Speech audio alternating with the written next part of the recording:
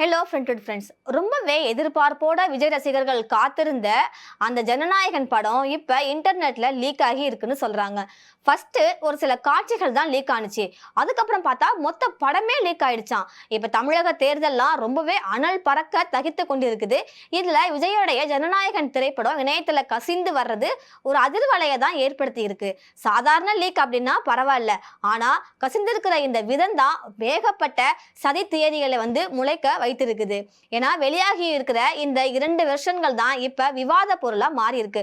ஒன்னு பக்கா எடிட்டிங் டேபிள்ல இருக்கிற ரா ஃபுட்டேஜ் அது மாதிரி போன்ற ஒரு டிஜிட்டல் ஹெச்டி வெர்ஷன். இன்னொன்னு விஐபி மட்டுமே பார்க்கக்கூடிய அந்த பிரைவேட் ஷோ அதுல இருந்து எடுக்கப்பட்ட ஒரு வெர்ஷன். சென்சார் போர்டு முட்டுக்கட்டை போட்ட நிலையில தொழில்நுட்ப ரீதியா இவ்வளவு துல்லியமான ஒரு காப்பி எப்படி வெளியே வந்துச்சு அப்படின்றதே யாருக்குமே இன்னும் தெரியல. சினிமா ஆர்வலருடைய மர்ம கேள்வியா இது இருக்குது. அதுவும் இல்லாம சென்சார் போர்டு சென்சார் செய்யாத காட்சிகள்லாம் லீக் ஆகி இருக்குது. இதனால இந்த லீக் இன்சைட்டர் ஜாபாக இருக்குமோ அப்படின்ற கேள்வியும் இருக்கு. படத்துல அங்கங்க தமிழக வெற்றி கழகத்துடைய கொள்கைகளோ விஜய் பேசுற வசனங்களோ நிஜ அரசியல் மேடை பேச்சுகளை விட காரசாரமா இருக்குதான். விஜய் டிவிகே அப்படின்னு பச்சை குத்தி இருக்கிற காட்சிகளும் இதுல வருது. கட்சி ஆரம்பிச்சு இப்பதான் முழு நேர அரசியல்ல இறங்கி இருக்காரு அவரு. இந்த நேரத்துல இந்த படம் லீக் ஆகி அதுல இருக்கிற அந்த அரசியல் வசனங்கள் எல்லாமே வாட்ஸ்அப் ஸ்டேட்டஸா மாறிட்டு இருக்கிறது அவருக்கு மிகப்பெரிய அரசியல் இமேஜை தான் கொடுக்கும் அப்படின்னு சொல்றாங்க அரசியல்ல இருக்கிற விமர்சகர்கள். இதைத்தான் உடன்பிறப்புகளும் கையில எடுத்திருக்காங்க. இந்த சென்சார் பிரச்சனையை சொல்லி படம் தள்ளி போனதால அனுதாபத்தை சம்பாதிக்கவும் தேர்தல் நேரத்துல மக்கள்கிட்ட ரீச் கிடைக்கிறதுக்காகவும் டிவிகே தரப்பு தான் இதை செஞ்சிருக்கணும் அப்படின்றது அறிவாலய தரப்போட குற்றச்சாட்டா இருக்கு. இதுக்கு டிவிகே தொண்டர்கள் யாராவது சும்மா இருப்பாங்களா? எங்க தலைவருடைய அந்த எழுச்சியை கண்டு பயந்து திட்டமிட்டு தான் இந்த படத்தை முடக்க பார்த்தாங்க. அது அவருடைய கடைசி படம், அதை கூட தியேட்டர்ல ரிலீஸ் ஆக விடல. இப்ப மக்கள்கிட்ட இந்த படம் கொண்டு போய் சேர்ந்துக்கிட கூடாது அப்படின்றதுக்காகவே தரம் குறைந்த வேலையை ஆளுங்கட்சி தரப்பு தான் செஞ்சிருக்கு அப்படின்ற மாதிரியும் ரசிகர்கள் தொண்டர்கள்லாம் ஆவேசப்படுறாங்க. சினிமா பைரசி அப்படின்றது ஒரு புறம் குற்றமா இருந்துச்சுனாலும் ஜனநாயகன் விவகாரத்தை பொறுத்தவரை அது ஒரு ப்ரீ எலெக்ஷன் கேம்பெயின் மாதிரி தான் மாறிடுச்சு. தயாரிப்பு நிறுவனம் தரப்புல சட்ட நடவடிக்கை எடுக்கப்பட்டாலுமே லீக்கான காட்சிகள்ல இருக்கிற அந்த அரசியல் குறியீடுகள் ஏற்கனவே வாக்காளர்களுடைய மொபைல்களுக்கு போயிடுச்சு. பாக்ஸ் ஆபீஸ்ல ஜெயிக்குதோ இல்லையோ, ஆனா இந்த படம் பாலிடிக்ஸ் மேடையில விஜய்க்கு ஒரு பெரிய ஸ்ட்ராங் என்றையே கொடுத்திருக்குன்னு சொல்றதுதான் உண்மையா இருக்கும். தேர்தல் நேரத்துல இந்த படம் ஒரு நல்ல பிரச்சாரமாக இருக்கும். தேர்தல் நடக்க இருக்கிற இந்த நேரத்துல வெளியாகிற இது போன்ற சினிமா அரசியல் வாக்குகளா மாறுமா, இல்ல வெறும் வைரல் செய்தியா தான் பார்க்க முடியுமா அப்படின்றத இன்னும் ஒரு சில வாரங்கள் நாம பொறுத்திருந்து தான் பார்க்கணும். ஏன்னா விஜயோடைய அரசியல் வாழ்க்கை நம்ம பார்த்துக்கிட்டு தான் இருக்கிறோம். செப்டம்பர் 27 கரூர் இஷ்யூ ஆரம்பிச்சதுல இருந்தே நம்ம ஒவ்வொன்றா நம்ம பார்த்துக்கிட்டு தான் இருக்கிறோம். இந்த படத்துக்கும் எவ்வளவோ முட்டுக்கட்டைகள் போட்டாங்க. தணிக்கை சான்றிதழ் வரல, சென்சார் போர்டு தணிக்கை சான்றிதழ் கொடுக்கல அப்படின்னு உச்ச நீதிமன்றம் உயர் நீதிமன்றம் வரைக்கும் போனாங்க. சிபிஐ ஆபீஸ் வரைக்கும் விஜய் போயிட்டு வந்தாரு. ஆனா 2வது வாட்டி 3வது வாட்டி வரும்போதெல்லாம் ஃபர்ஸ்ட் டைம் போயிட்டு வரும்போது தான் விஜய் முகத்துல அந்த பயம் தெரிஞ்சுது.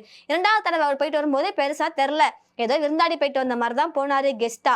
3வது வாட்டி அவர் டெல்லிக்கு போயிட்டு வரும்போது அந்த சிபிஐ வளாகத்திலேயே அவர் எல்லாருக்கும் கையை அசைச்சு நான் பெரிய ரெசார்ட் ஒன்று ஓபன் பண்ணிட்டேன் அப்படின்ற மாதிரி திறப்பு விழாவுக்கு வந்த மாதிரி அவருடைய பாடி லாங்குவேஜ் இருந்துச்சு. அதுக்கு பயங்கரமா ஸ்டேட்டஸ் விஜயோடைய அந்த ரசிகர்கள்லாம் பயங்கர அலப்பட பண்ணிட்டு இருந்தாங்க. அதோட இல்லாம ஒவ்வொரு பரப்புரையும் நீங்க எடுத்துக்கிட்டீங்க அப்படின்னா அதுல அனல் பறக்கிற பேச்சு தான் இருக்கும். ஒரு 10 நிமிஷம் தான் பேசுவாரு. ஆனா அந்த 10 நிமிஷம் பேச்சுலயுமே ஃபுல்லா ஸ்கிரிப்டடா தான் இருக்கும். பேப்பர் பார்த்து படிக்கிறாங்க. இப்ப மற்றவங்களாவது துண்டு சீட்டு எழுதி டிப்ஸ் தான் எழுதி பார்த்து ஹிண்ட் தான் எழுதிக்கிட்டாங்க, அதை வச்சு சென்டென்ஸ் மேக் பண்ணிக்கிட்டாங்கன்ற மாதிரி பேச்சு இருந்துச்சு. ஆனால் விஜயை பொறுத்த அளவில் இவர் A4 ஷீட்ல தான் எழுதி வச்சுக்கிட்டு படிக்கிறாரு, பார்த்து படிக்கிறாரு, சர்க்கார் பட வசனங்களை பேசுறாரு அப்படின்ற மாதிரி நிறைய விமர்சனங்கள் வந்துச்சு. இன்னும் அவருக்கு அரசியல் தெரியல, விஜய்க்கும் தெரியல, அவர் ஒரு 4 பேரை கூட வச்சிருக்காருல அவங்களுக்குமே சரி எது தவறு எது அப்படின்றது தெரியலன்ற மாதிரி ஜோசியர் ஒருத்தரே சொல்லிட்டாரு.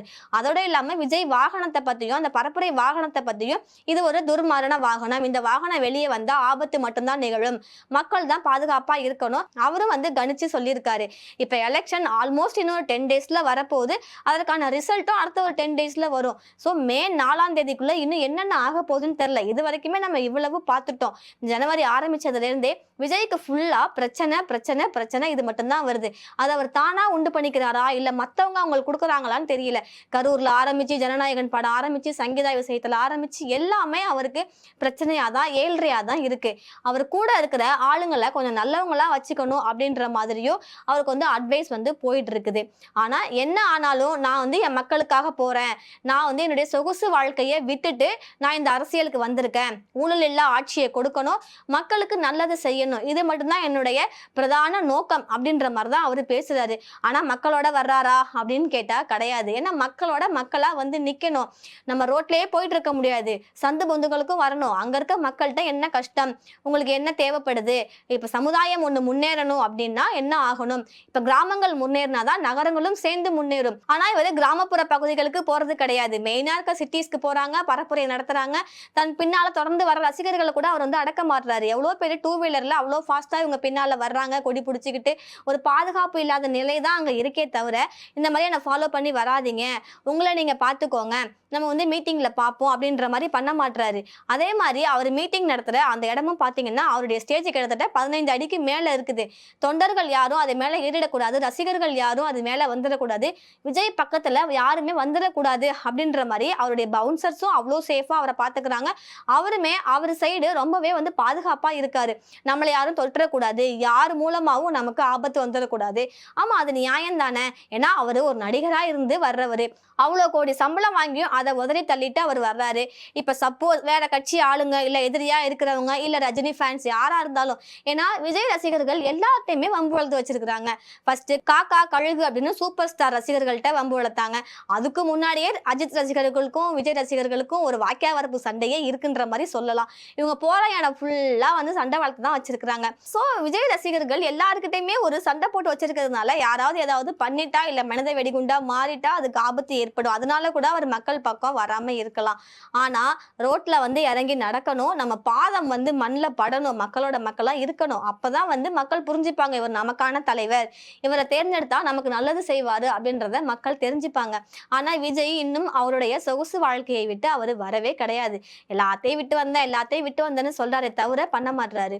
சோ ஜனநாயகன் படம் இப்படி நெட்ல வந்தது வந்து பயங்கர பேசும் பொருளா மாறி இருக்கு. விஜய் நினைச்சா தடுத்திருக்க முடியும். ஏன்னா இன்னைக்கு இருக்கிற நிலைமைக்கு, இப்ப இருக்கிற அட்வான்ஸ் டெக்னாலஜிக்கு இந்த படத்தை வந்து யாரு ரிலீஸ் பண்ணது, அவங்களுடைய ஐபி அட்ரஸ் இதெல்லாம் கண்டுபிடிச்சு அவங்கள வந்து அரெஸ்ட் பண்ணிருக்கலாம், என்ன ஏதுன்னு கேட்டிருக்கலாம். இது வந்து டிவிக்கு ஆளுங்க தான் பண்ணிருக்காங்க அப்படின்றது ஸ்ட்ராங்கா தெரியுது. ஏன்னா இப்ப சென்சார் வந்து இந்த படம் வந்து முடக்குனாங்க. இப்ப விஜய்க்கு இல்லாத பவரா, அவரு டாப் நடிகர்ல ஒருத்தரா இருக்காரு, அவர்கிட்ட இல்லாத பணமா இல்ல அவர்கிட்ட இல்லாத பவரா, ஏதோ ஒண்ணு பண்ணி அவர் கொண்டு வந்திருக்கலாம்ல. ஆனா அதை கூட டிஎம்கே சதிதான், அவங்க தான் வந்து முட்டுக்கட்டை போடுறாங்க, தடை பண்ணிட்டாங்க அப்படின்ற மாதிரி கூட டாக்ஸ் எல்லாம் அவரு கொண்டு வந்தாரு. இதுக்கு பிஃபோரா தலைவா படத்துக்கும் இதே மாதிரி தான் நடந்துச்சு. அப்ப இந்த அளவுக்கு டெக்னாலஜி எல்லாம் இல்ல. இப்ப இருக்கிற யூடியூப், இப்ப இருக்கிற சோசியல் மீடியா இதெல்லாம் அப்ப இல்ல. அதனால அது யாரு பண்ணாங்க என்னன்னு நமக்கு தெரியாது. ஆனா இன்னைக்கு இருக்கிற டெக்னாலஜிக்கு இதை யாரு அப்லோட் பண்ணிருப்பா? ஏன்னா 2 வெர்ஷனுமே வந்திருக்கு. விஐபி பார்க்கக்கூடிய அந்த பிரீமியர் வெர்ஷனும் வந்திருக்குது, நார்மலா அவங்க ரா ஃபுட்டேஜ் வச்சிருப்பாங்கல்ல அந்த வெர்ஷனும் வந்திருக்கு. ரெண்டுமே வந்திருக்கிறதுனால இது யாரு செஞ்சிருப்பாங்கன்னு ஈஸியா கண்டுபிடிச்சிடலாம். ஏன்னா இன்னைக்கு இருக்க டெக்னாலஜி எவ்வளவோ வந்து அட்வான்ஸ்டா போயிட்டு இருக்கு. ஆனா இதை வந்து விஜய் வந்து ஒரு பெருசாவே எடுத்துக்கல, எங்கேயுமே கம்ப்ளைண்ட் பண்ணல. ஆனா ஃபர்ஸ்ட் இனிஷியலா வந்தது அந்த 5 நிமிஷம் ட்ரெய்லர் மாதிரி தான் வந்துச்சு. ஒருவேளை எலெக்ஷன் வரைக்கும் ரிசல்ட் வரைக்கும் டெய்லி 5 நிமிஷமா ரிலீஸ் பண்ணுவாங்க அப்படின்ற மாதிரி நிறைய பேர் நினைச்சிருப்பாங்க.